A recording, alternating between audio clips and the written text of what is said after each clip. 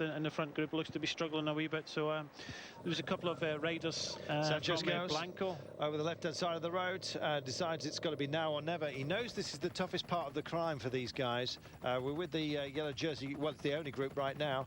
Everyone wound in, and he's decided to go for this. Now, what's the response? Typically, not much for the time being from Sky, but I was expecting maybe a bit more from Alberto Contador, who's leading out Michael Rogers. So, Sanchez turns the clock back and turns the wheel here. Nice cadence as well, just pulls away. He's got about 6 bike legs, 12.7 kilometers. Now, don't forget, the magic number is 11.5. He'll go over the top, and then it's going to be eyeballs out on this descent with a ramp finish of 4 kilometers. Categorized at 3, so it's an uphill finish. There is number 81 of Joaquim Rodriguez, very much in the frame. So it's full distance, but not too far to the top of this climb. The top comes with 11.5 kilometers to go to the finish, so 300 meters. But it's a tough 300 meters, as you can see, to this corner. A couple of hairpins, and this very select group now down to 1, 2, 3, 4, 5, 6, 7, 8, 9, 10 riders chasing Sammy Sanchez.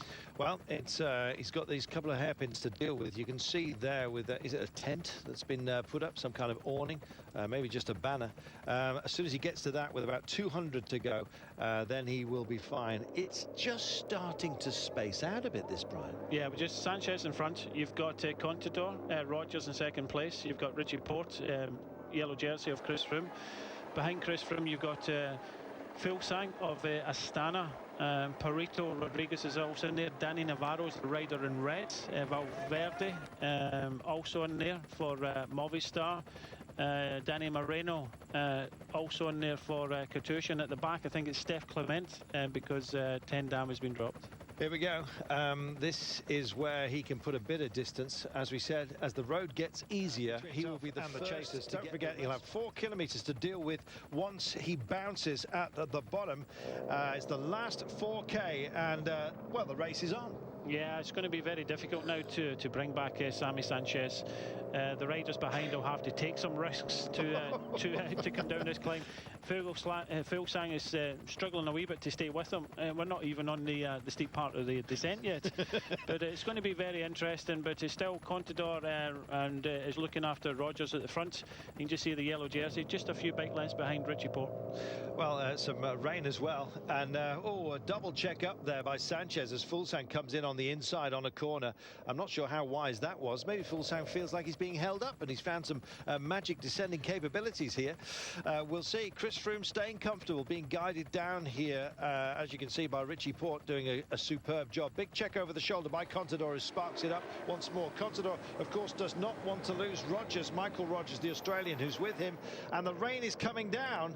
The rain has begun. We have spots on the forward-facing cameras, and particularly on the helicopter, as we look back here at this pairing. And Fuglsang doing the leading, that surprised me. Then again, Sammy Sanchez just scared himself by taking a corner a little bit too tightly and get a bunny hopping where he's not supposed to. Just look at the pace they've got on right now. Yeah, Contador is a good descender also. In the final already, with only Contador doing the chasing behind. Some fresher legs in that group behind, and with 16 seconds, for me, I'm not too sure it's enough. Yeah, I'm hovering your way. Oh, Sanchez looks over. That's real grimacing there. It's not just for the cameras. This man is in a whole deep place of hurt right now, and he knows that this is an opportunity. Goodness me, it makes you wonder whether Fuglsang is the fresher of the pair, and the answer is probably yes, although he's slightly whiter of pallor. And I don't think that's anything to do with the amount of sun he's got this spring. They're at the end of their resources. 3.2 kilometers to go. 19 seconds back. Stays the just taken our 2 men up the road. The 2 breakers, Fuglsang and Sanchez, have just taken the bend that they're about to. And Fuglsang looks the fresher, and he looks like he's going to take this one. He wants it. 26 seconds. He's got some legs left. Sanchez really looked to be suffering. I wasn't sure whether he was putting on the hurt as a mask, really, for Fuglsang's benefit. And he picks up the pace right now and drives it in. Look at the pain he's in, this man. Yeah, both of them are giving it as much as they can. Fulsang just a slight acceleration, but Sammy Sanchez comes up to the back of the wheel. He just tries to kind of hang on there. Up to 27 seconds now. 2 kilometres to go. Yet again back at the group behind. Contador still leading. Are we going to see anybody coming from that group to try and win the stage? And it's Perito who decides to zip up and zip off. He's gone. Can Contador finish? Rodriguez goes. Contador thinks about it and has a look behind. Well, can it be Joaquin Rodriguez that it's going to be a heartbreaker? He's got 1.9 kilometres to go. Fight out the finish here. I tell you what, do not discount the man in the orange, Sammy Sanchez. He has got a good turn of speed. Richie Porte now has a go, coming up towards the front. He realises kilometre coming up, and just as I thought, he has got a great acceleration, very capable of winning the stage. But for me, he just gets pushed over towards the barriers. But I think he's left it too late. Yeah, he makes space for himself, but it looks as though it is very much too late. Sails by Navarro and indeed Rodriguez, and he's the nearest man to our men of the road. Now, can he time trial himself home? He needs an injection of pace. What's he got left after a superly busy day, full of hurt? We've been up the Alpe d'Huez, don't forget, amongst some significant other peaks. This is not the most testy of them, but meanwhile out front it's Fulsang and Sanchez who are battling for the stage win today.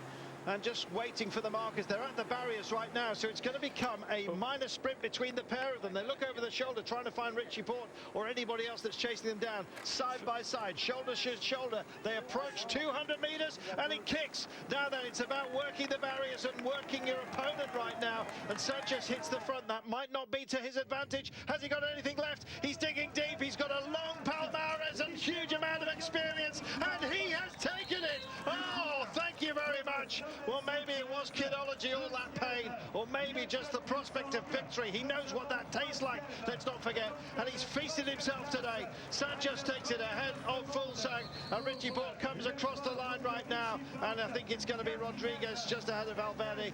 Chris Froome is there, maybe gets another second or two on Contador, who comes across the line. Goodness me, what a tough day that turned out to be, and what a worthy winner. The emotions getting the better of Sammy Sanchez after a superb effort today. He really dug very, very deep, but you know what? He struck gold. Fantastic. Stage win for him. Fulsang, nearest man to him on a very, very busy day in the mountains.